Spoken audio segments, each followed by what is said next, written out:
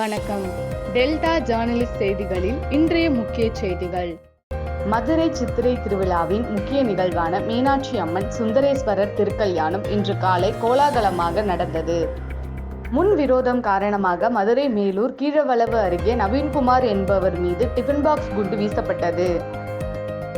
தமிழகத்தில் இன்று முதல் 23ஆம் தேதி வரை மேற்கு தொடர்ச்சி மலை மாவட்டங்கள் மற்றும் அதனை ஒட்டிய மாவட்டங்களில் ஓரிரு இடங்களில் லேசானது முதல் மிதமான மழை பெய்யக்கூடும். வட மாவட்டங்களில் ஒரு சில இடங்களில் 3 முதல் 5 டிகிரி செல்சியஸ் வெப்பநிலை அதிகரிக்கும் என சென்னை வானிலை ஆய்வு மையம் தெரிவித்துள்ளது. வட சென்னை அனல் மின் நிலையத்தில் கொதிகலன் குழாயில் ஏற்பட்ட கசிவு காரணமாக 600 மெகாவாட் மின் உற்பத்தி பாதிக்கப்பட்டுள்ளது.